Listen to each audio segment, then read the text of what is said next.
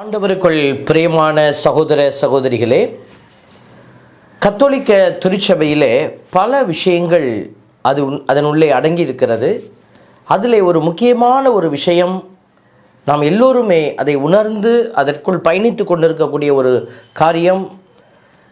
திரு அவை மேலும் மேலும் அதை நமக்கு ஆழமாய் அடையாளப்படுத்தி நம்மோடு அது உறவாட பயன்படுத்தி கொண்டிருக்கிற ஒரு விடயம் என்று சொன்னால், அது திருப்பலி என்கிற ஒரு காரியத்திலே இது இருக்கிறது.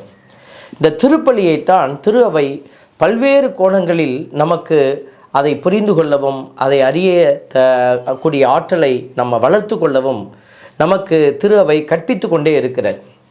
இந்த கத்தோலிக்க கிறிஸ்தவ திருச்சபையிலே பிறக்கிற ஒரு குழந்தை பிறந்தது முதலாக இறக்கிற வரைக்கும், ஏன் இறந்தும் கூட ஒரு காரியத்திலே அது இணைந்திருக்கிறது என்று சொன்னால், அதை திருப்பலி என்று சொன்னால் அது மிகையாகாது. காரணம், பிறப்பதற்கு முன்னே அந்த திருப்பலியிலே தான் அந்த குழந்தையினுடைய வருகைக்கான ஒரு தயாரிப்பு நிலைகள் எல்லாம் ஏற்படுத்தப்பட்டது. அந்த குழந்தை பிறந்தவுடனே முதலாக அது ஆலயத்துக்கு கொண்டு வரப்பட்டு அது திருமுழுக்கு என்கிற அடையாளத்திலே அது நிறைவடைகிறது. அந்த திரு அவைக்குள்ளே அடியெடுத்து வைக்கிறது. அதற்கு பிறகு அருட்சாதனங்களை எல்லாம் பெறுவதற்கு தகுதி பெறுகிறது. பிறகு இறுதியிலே நாம் சொல்ல வேண்டும் என்றால், அந்த இறந்த ஒரு நலிவுற்ற நிலையில் கூட அந்த நபரை நாம் ஆலயத்திற்கு கொண்டு வந்து ஒரு திருப்பலி நிறைவேற்றி அந்த மனிதருக்கு செய்ய வேண்டிய அந்த மரியாதைக்குரிய இறுதி சடங்குகளை நாம் செய்கிறோம். அப்போது ஒரு கத்தோலிக்க கிறிஸ்தவருடைய வாழ்க்கையை நாம் உற்று பார்க்கிற பொழுது, இந்த திருப்பலி என்கிற ஒரு அருமையான ஒரு அருட்சாதனம் துவக்கத்திலிருந்து இறுதி வரை அவருடைய வாழ்வின் எல்லா தலங்களிலும் அது நீக்கமற நிறைந்திருக்கிறது என்பதுதான் உண்மை. அதைத்தான் உறுதியாய் நாம் நம்புகிறோம். அன்பு இறைமக்களை, இன்று அந்த திருப்பலி என்கிற ஒரு அடையாளம் பல்வேறு விதமான மாற்றங்களுக்கு உட்படுத்தப்பட்டு இப்பொழுது நமக்கு ஒரு ஒழுங்குமுறையோடு கொடுக்கப்பட்டிருக்கிறது. நம்மளுடைய ரோமை திரு அவையானது ஒரு ஒழுங்குமுறையை அதற்குள்ளே வைத்து நமக்கு கொடுத்திருக்கிறது. ஆனாலும் கூட பல்வேறு நபர்களுக்கு பல்வேறு விதமான சந்தேகங்கள், பல்வேறு விதமான குழப்பங்கள், பல்வேறு விதமான புரிதல்களிலே ஒரு வித்தியாசங்கள் எல்லாம் இந்த திருப்பலியை குறித்து இருப்பதை நாம் பார்க்கிறோம். எல்லோருக்கும் அந்த எண்ணங்கள் மாற மாற அவர்கள் எல்லோருமே அங்கும் இங்குமாக இது ஏன் இப்படி, இது ஏன் அப்படி என்று நாம் அதற்குள்ளே ஒரு கருத்தை பகிர்ந்து கொண்டு வந்து கொண்டு இருக்கிறோம். அல்லது நம்மளுடைய கருத்துக்கள் தான் உண்மை என்பதை பதிவு செய்து கொண்டு இருக்கிறோம். இப்படி ஒரு விதமான குழப்பம் ஒருபுறம் அந்த திருப்பலியை குறித்து ஓடிக்கொண்டிருப்பதையும் நாம் பார்க்கிறோம். பலர் அந்த திருப்பலிக்கு எதிராக பேசிக்கொண்டிருக்கிறார்கள். திருப்பலி என்ன காரியத்திற்காக நடத்தப்படுகிறது, திருப்பலியில் ஏன் இதையெல்லாம் செய்கிறார்கள் என்கிற ஒரு கேள்வியை எழுப்பக்கூடிய ஒரு பேச்சுக்களும் நம் மத்தியிலே ஓடிக்கொண்டிருப்பதை நாம் அறிந்திருக்கிறோம். ஆக இந்த திருப்பலி ஒருபுறம் நம்முடைய ஆசீர்வாதத்தினுடைய ஒட்டுமொத்தமான ஒரு நிலை இந்த திருப்பலி, இன்னொரு புறம் சர்ச்சைக்குரிய ஒரு அடையாளத்தையும் இது கொடுத்த மனிதர்களுடைய இதயத்தில் எழுந்து கொண்டே இருக்கிறது இந்த திருப்பலியை குறித்து பேசுகிற போது. ஆக இந்த திருப்பலியினுடைய அடிப்படை உண்மைகளை நாம் இன்னும் சரியாக புரிந்து கொள்ளாமல் இருக்கிறோமோ என்கிற ஒரு ஐயப்பாடு எங்களுக்குள்ளே அவ்வப்பொழுது எழுவது சகஜமாக இருக்கிறது. திருப்பலி திரு அவை கொடுக்கிற அடையாளத்தின்படியாக பார்க்கிற பொழுது எல்லாம் நிறைவாக இருக்கிறது. இதில் எங்கே பிரச்சனை என்று சொன்னால், புரிந்து கொள்ளுகிற விசுவாசிகளுடைய மனதில் தான் இந்த பிரச்சனையானது இருக்கிறது. ஆகவே ஒரு சில தரவுகளை நாம் பிள்ளைகளுக்கு அறிய தருகிற போது அப்பேற்பட்ட சந்தேகங்கள், அப்பேற்பட்ட சில குழப்பங்கள் எல்லாம் இந்த திரு அவையினுடைய படிப்பினைகள் வழியாக நீக்கமடைவதற்கு, அது நீங்கி செல்வதற்கு ஒரு வாய்ப்பாக இருக்கும் என்று கருதிதான் இந்த ஒரு சிறப்பு தலைப்பை நாங்கள் முன்னெடுத்து அந்த திருப்பலியை குறித்த ஆழமான அடையாளங்களையும் அர்த்தங்களையும் திரு அவை எவ்வாறு கற்பிக்கிறது என்பதை உங்களுக்கு நாங்கள் அறியத்தர விரும்புகிறோம். ஆகவே இது ஒரு பிரசங்கம் என்று சொல்வதை விட இது ஒரு பாடம் என்று சொன்னால் அது சரியாக இருக்கும் என்று நான் நம்புகிறேன். ஆகவே உங்களோடு கூட இந்த திருப்பலிக்கான அருள் அடையாளத்திற்குரிய அடையாளங்களை எல்லாம் திரு அவை நமக்கு எடுத்து கொடுக்கிற விதமாக உங்களுக்கு நாங்கள் அதை கற்பித்து தர இருக்கிறோம். ஆகவே நீங்கள் பொறுமையோடு இந்த காரியத்தை அறிந்து கொள்ளவும், திருப்பலியை குறித்த அந்த புரிதலில் நீங்கள் இன்னும் ஆழமாய் வளர்ந்து இன்னும் அதிகமாக இந்த திருப்பலியை அன்பு செய்யவும், அந்த திருப்பலியில்தான் மேன்மையான காரியங்கள் இருக்கிறது என்பதை உணர்ந்து அந்த திருப்பலியை அணுகிச் செல்லவும் உங்களை நாங்கள் அன்புடன் கேட்டுக்கொள்கிறோம். இந்த திருப்பலியை குறித்து பல புரிதல்கள், பலவிதமான சம்பவங்கள் நம்மை சுற்றி நடந்து கொண்டே இருக்கிறது. நான் கிராமத்தில் இருந்தபோது ஒரு சம்பவம் இப்படியாக நடந்தது. ஒரு பொங்கல் விழாவிலே பக்கத்து ஊரிலிருந்து வந்து என்னை பூசைக்கு அழைத்தார்கள். திருப்பலி வைக்க வேண்டும், பொங்கல் திருப்பலி வாருங்கள் என்று. நான் சொன்னேன், என்னுடைய ஊரிலும் 6 மணிக்கு பூசை இருக்கிறது, வர முடியாது என்று சொன்னேன். அவர்கள் ஃபாதரே கிடைக்கல, நீங்கள் தான் தயவு செய்து வர வேண்டும் என்று சொல்லி என்னிடத்திலே மிகவும் உருக்கமாக கேட்டுக்கொண்டார்கள். நானும் அங்கே போகிறேன், சரி வரேன்னு சொல்லிட்டு போனேன். ஆனால் நேரம் நீங்கள் ஒரு 4:30 மணிக்கெல்லாம் அரேஞ்ச் பண்ணுங்கள் திருப்பலியை. நான் 5:30 மணிக்கெல்லாம் முடித்துட்டு ஒரு அரை மணி நேரம் என்னுடைய ஊருக்கு வருவதற்கு 6 மணிக்கு வந்து நான் இங்கே திருப்பலியை ஆரம்பித்து விடுவேன், பிரச்சனை இருக்காது என்று சொல்லி நான் எல்லாம் சொல்லி அனுப்பினேன்.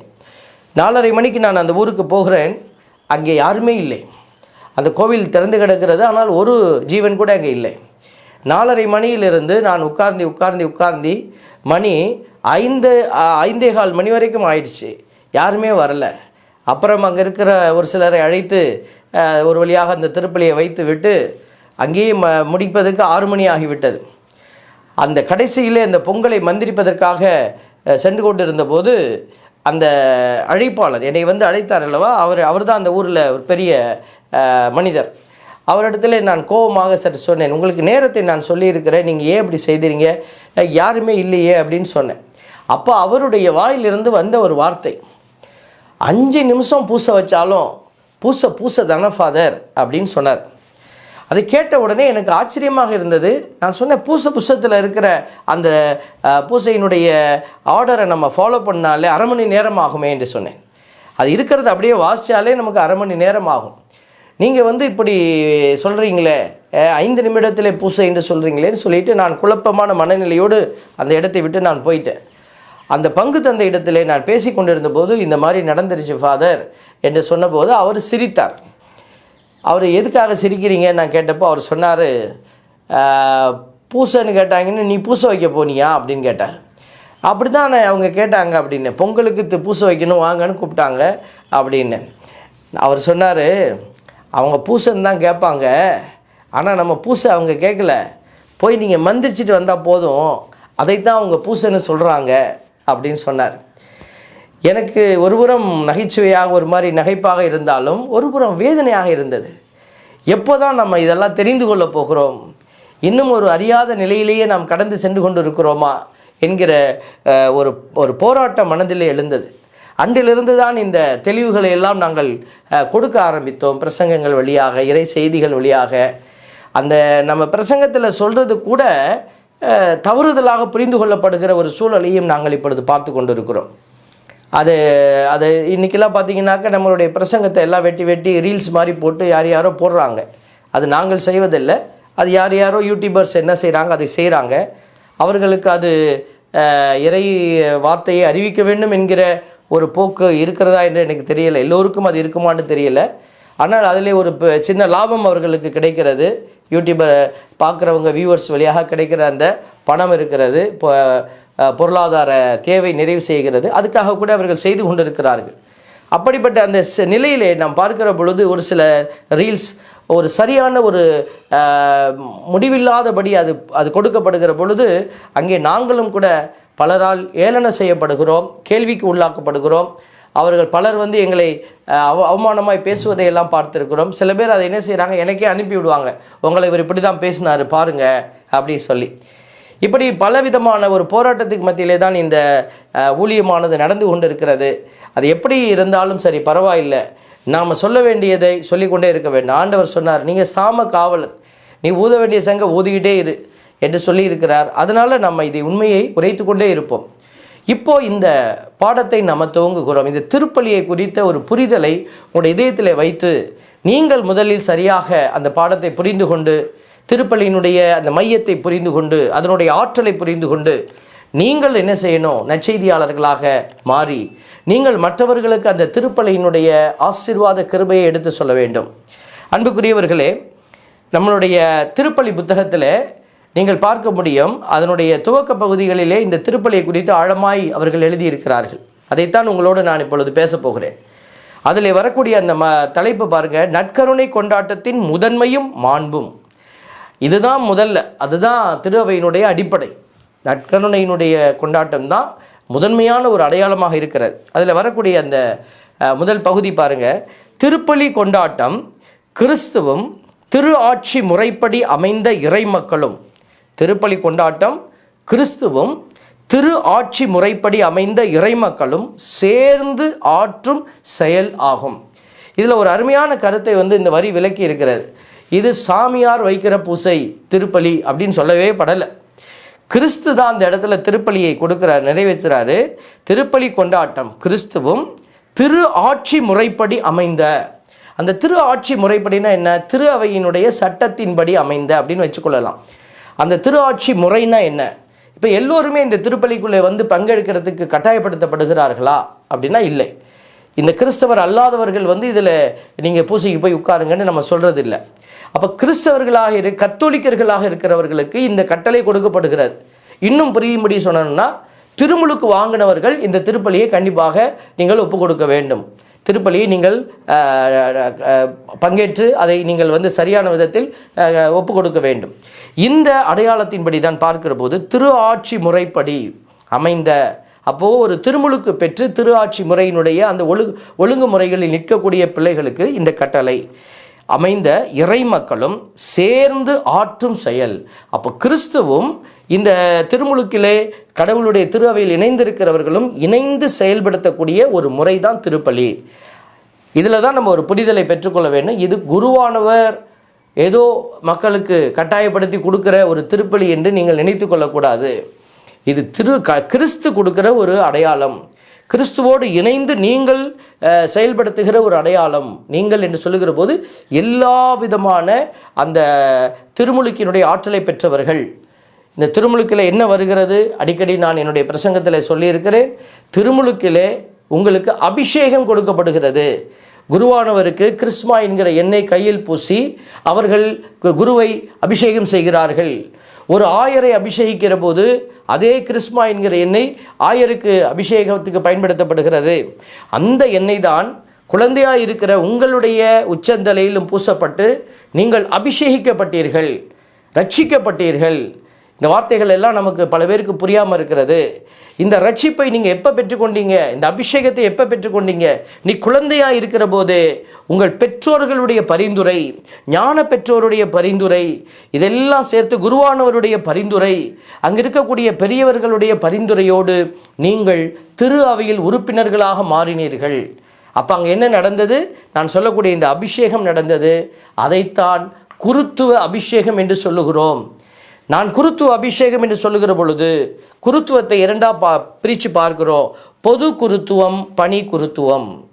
நாங்கள் எல்லாம் பீடத்திலிருந்து வேலை செய்வதற்காக அழைக்கப்பட்டிருக்கிற பணியாளர்கள்.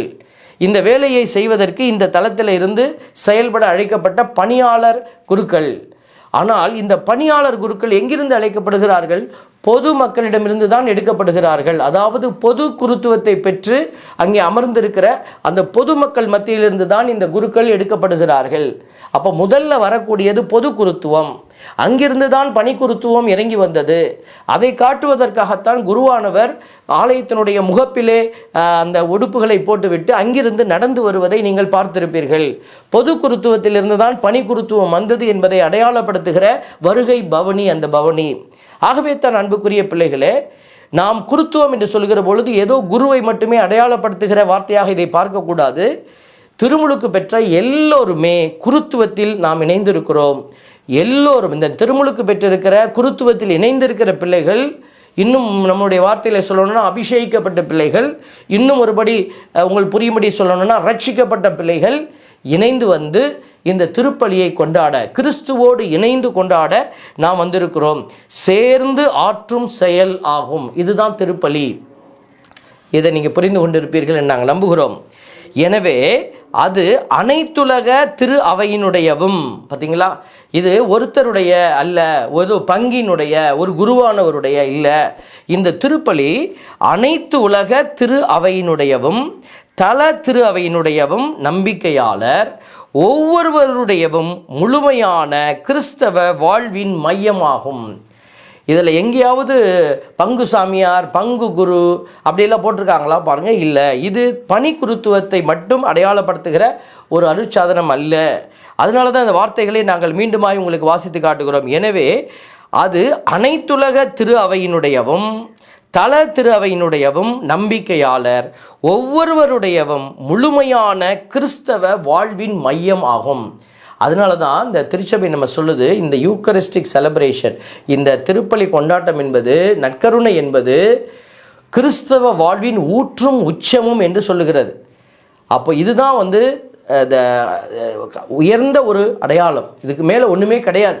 அதுதான் ஊற்றும் உச்சமும் அப்படின்னு சொல்லப்பட்டாயிடுச்சு. அப்போ இதுதான் கிறிஸ்தவ வாழ்வின் மையம். அதனால தான் நம்ம என்ன செய்கிறோம், எதை செய்தாலும் இந்த திருப்பலியை சுற்றி சுற்றி வரோம். உங்கள் வீட்டுக்குள்ளே பிறப்பா திருப்பலி, உங்கள் வீட்டுக்குள்ளே ஏதாவது திருமணமாக திருப்பலி, உங்கள் வீட்டுக்குள்ளே ஏதாவது ஒரு மகிழ்ச்சியான ஒரு நிகழ்வா உடனே திருப்பலி, உங்கள் வீட்டில் துக்கமா உடனே திருப்பலி, உங்கள் வீட்டுக்குள்ளே ஏதாவது இழப்பா இறப்பா திருப்பலி. இப்படி ஒரு கிறிஸ்தவ மனுஷனுடைய வாழ்க்கையினுடைய எல்லாத்தையும் இணைத்து வைத்திருப்பது தான் இந்த திருப்பலியினுடைய ஒரு அடையாளம். ஆகவே இந்த திருப்பலி என்பது மிக உயர்ந்த ஒரு பொக்கிஷமாக நாம் பார்க்கப்பட வேண்டிய ஒரு காரியம். ஏனெனில் திருப்பலி கொண்டாட்டத்தில்தான் கடவுள் கிறிஸ்துவில் உலகை புனிதப்படுத்தும் செயலின் சிகரம் அமைந்துள்ளது. இந்த காரியத்தை நம்ம பார்க்கிற போது இன்னொரு விஷயத்தை நம்ம புரிந்து கொள்ள வேண்டும். திருப்பலி என்பது கொண்டாட்டம் என்று எழுதப்பட்டிருக்கிறது. ஆரம்பத்தில் முதல் வார்த்தையே பார்த்தீங்கன்னா திருப்பலி கொண்டாட்டம் அப்படின்னு தான் எழுதியிருக்கிறாங்க. இப்போ வாசித்த இந்த காரியத்திலும் ஏனெனில் திருப்பலி கொண்டாட்டத்தில்தான் கடவுள் கிறிஸ்துவில் உலகை புனிதப்படுத்தும் செயலின் சிகரம் அமைந்துள்ளது என்று எழுதப்பட்டிருக்கிற. அப்போ திருப்பலி கொண்டாட்டம் அப்படின்னு சொல்கிறது சரியா? இது இயேசுவினுடைய பாடுகளை அல்லவா இந்த இடத்துல நினைவு கூறுகிறோம். அதனால இதை போய் நம்ம சோகமால கொண்டாடணும், இது சோகமால இதை செலிப்ரேட் பண்ணணும், நடத்தணும். இதை கொண்டாட்டம் என்று திருச்சபை சொல்லுகிறது. காரணம் என்ன அப்படின்னா, இது துக்கத்திலே செயல்படுத்த வேண்டிய காரியம் அல்ல. ஏன்னா கடவுள் இதன் வழியாக நம்மை விடுவித்த அந்த ஆசீர்வாதத்தை கொண்டாடுகிறோம். அதனால தான் இந்த வார்த்தையை அவங்க பயன்படுத்துகிறாங்க, திருப்பலி ஒரு கொண்டாட்டம் என்று. ஆகவே இந்த திருப்பலியை நாம் மகிழ்ச்சியோடு நன்றி உணர்வோடு நம்ம கொண்டாட அழைக்கப்படுகிறோம். இதிலே தான் கடவுள் கிறிஸ்துவில் உலகை புனிதப்படுத்தும் செயலின் சிகரம் அமைந்துள்ளது. கடவுள் என்ன செய்கிறாரு, இந்த உலகை புனிதப்படுத்துகிறாரு. இந்த புனிதப்படுத்தக்கூடிய அந்த ஒரு அடையாளம் எப்படி நடக்குதுன்னா கிறிஸ்து வழியாக செய்கிறாரு. அப்போ கிறிஸ்துவோடு அந்த இடத்துல கோயிலுக்குள்ளே உட்கார்ந்து அந்த திருப்பலியை ஒப்பு கொடுக்கிற அத்துணை பிள்ளைகளும் கிறிஸ்துவிலே நீங்கள் இணைந்து பயணிக்கிறீங்க. அப்போ நீங்கள் கிறிஸ்துவாக அந்த இடத்துல மாறி அந்த திருப்பலியை ஒப்பு கொடுக்கிற பொழுது அந்த திரு அவை என்ன திரு அவைக்கு கிடைக்கிறது, புனிதப்படுத்துகிற அந்த அடையாளமாக அது மாறி நிற்கிறது. இந்த உலகையே அது புனிதப்படுத்தக்கூடிய, உலகை புனிதப்படுத்தும் செயலாக இந்த திருப்பலி இருக்கிறது. அதனுடைய சிகரம் ஆக இது அமைந்திருக்கிறது. அப்போ பார்த்தீங்கன்னா இந்த திருப்பலி இன்னைக்கு உலகம் முழுமையும் நடந்து கொண்டு இருக்குதுங்க. இப்போ நாம் இன்னைக்கு இங்கே ராத்திரி தூங்குகிற நேரம் எங்கேயோ ஒரு இடத்துல பூசை நடந்துக்கிட்டே இருக்கும். அவர்கள் தூங்குகிற நேரம் அடுத்த நாட்டில் நடக்குது. அப்போது இந்த உலகம் முழுமைக்குமான இந்த திருவையினுடைய அடையாளத்தை பார்க்கிற பொழுது இந்த திருப்பலி இல்லாத நேரங்களே இருக்க முடியாது என்கிறபடியாக உலகம், இப்போ நம்ம இங்கே பேசிகிட்டு இருக்க நேரம் எங்கேயோ ஒரு இடத்துல ஒரு திருப்பலி நடந்து கொண்டே இருக்கிறது. அப்போ இந்த உலகம் முழுமையும் கடவுளுடைய இரக்கத்திலே பயணிப்பதற்கு, கடவுள் புனிதமாக்குகிற அந்த ஒரு சிறப்பான காரியத்தில் பயணிப்பதற்கு இந்த திருப்பலி பெரிய பங்கை கொடுத்து கொண்டு இருக்கிறது. அடுத்ததாக நம்ம பார்க்குறோம் பாருங்க, இதில்தான் மக்கள் கிறிஸ்து வழியாக தூய ஆவியாரில் தந்தைக்கு செலுத்தும் வழிபாடு வெளிப்படுகின்றது. அதாவது நம்ம நிறைய ப்ரேயர்லாம் பண்ணுறோம், நிறைய வழிபாடு கொடுக்குறோம் கடவுளுக்கு. அதில் உயர்ந்த ஒரு வழிபாடுன்னா அது திருப்பலி. மற்ற வழிபாட்டினுடைய அடையாளங்கள் எல்லாம் இருக்கிறது. அதனால தான் நம்ம சொல்கிறோம், நீ திருப்பலிக்கு செல்லாமல் வேறு எந்த ஒரு வழிபாட்டை நீ செய்தாலும் அது நிறைவாக இருக்க முடியாது. இப்போ பாருங்கள், நமக்கு வழிகாட்டுதல் என்ன சொல்கிறது பாருங்கள், கிறிஸ்து வழியாக இதில்தான் மக்கள்லாம் எல்லாருமே யார் வழியாக, கிறிஸ்து வழியாக தூய ஆவியாரில் தந்தைக்கு செலுத்தும் வழிபாடு வெளிப்படுகிறது. இப்போ தந்தைக்கு நம்ம நேராக வழிபாடு செலுத்த முடியாது. நிறைய பேர் சொல்கிறாங்க, நேராக நான் பிதாகிட்ட நேராக சொல்லிடுவேன், நேராக நான் பேசிப்பேன், நேராக பாவத்தை அறிக்கை செய்வேன் அப்படின்னா அது முடியாது. ஏன்னா கிறிஸ்து வழியாகத்தான் கடவுள் நம்மோடு தொடர்பு கொள்ள தந்தை விரும்புகிறாரு. ஏன்னா மகன் தான் இந்த உலகத்தில் தந்தைக்கும் நமக்கும் இடையிலே ஒரு பாலமாக இருந்து செயல்பட்டார். அப்போது கிறிஸ்து இல்லாமல் தந்தையால் செயல்பட முடியாது. அந்த வார்த்தை இப்போ 2 பேர்த்துக்கு நடுவில், தந்தைக்கு மகனுக்கு நடுவில் இருந்து நமக்குள்ளே இந்த செயலாற்றுகிறவர் யார்? தூய ஆவியார். கிறிஸ்து வழியாக தூய ஆவியாரில் தந்தைக்கு செலுத்துகிற நம்முடைய வழிபாடு நிறைவடைகிறது. அப்போ பாருங்க, இந்த வழிபாட்டினுடைய நிறைவுக்குள்ளே நம்ம போகிறோம். மேலும் இதில் மீட்பின் மறை நிகழ்வு, அந்த மீட்பு இயேசுசாமி வழியாக தந்தை கொடுக்க விரும்பிய மிகப்பெரிய அடையாளம் என்னன்னா மீட்பு. மீட்புனா என்ன? இந்த மனுக்குலம் பாவத்தில் விழுந்து அந்த வாழ்வினுடைய பாதை அடைக்கப்பட்டு விட்டது. அந்த பாதையை திறந்து விடணும் யாராவது. அப்போ யார் திறக்கிறது? மனுஷனால் திறக்க முடியல, விலங்குகளினுடைய இரத்தம் திறக்க முடியல. இயேசு ஆண்டவர், மகனாகிய இயேசு ஆண்டவரை தந்தை அனுப்பி அந்த பாதையை திறந்து வச்சுட்டு வாடினாரு. அந்த மீட்பின் பாதையை திறந்து வைப்பது தான் இயேசுவோட வேலையாக இருந்தது. அந்த மீட்பின் பாதையை அவர் கல்வாரி மலையில் ஏறி ரத்தம் சிந்தி அவர் என்ன செய்தார்? மீட்பின் பாதையை திறந்து வச்சிட்டாரு. இப்போது மீட்பின் பாதையில் நடந்து செல்ல வேண்டியது யாருடைய வேலை? நம்முடைய வேலை. செங்கடல் 2ஆக பிளக்கப்பட்டது, அது மட்டும்தான் கடவுள் செய்ய முடிந்தது. அதில் நடந்து கால் நனையாமல் செல்ல வேண்டியது இஸ்ரேல் மக்களுடைய வேலையாக, பணியாக இருந்தது. அதனால தான் ஆண்டவர் சொல்கிறாரு, கிறிஸ்து வழியாக நம்ம என்ன செய்கிறோம்? இதில் மீட்பரின் மறை நிகழ்வு. இதில் தான் மக்கள் கிறிஸ்து வழியாக தூய ஆவியாரில் தந்தைக்கு செலுத்தும் வழிபாடு வெளிப்படுகிறது.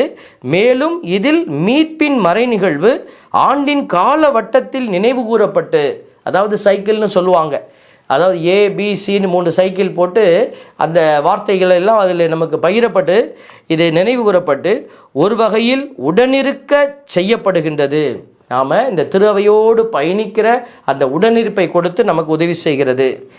எல்லா புனித செயல்களும், நீங்கள் என்னென்ன புனித செயல் என்று செய்கிறீங்களோ எல்லா புனித செயல்களும், கிறிஸ்தவ வாழ்வின் எல்லா செயல்பாடுகளும் திருப்பலியோடு இணைந்து, பார்த்தீங்களா?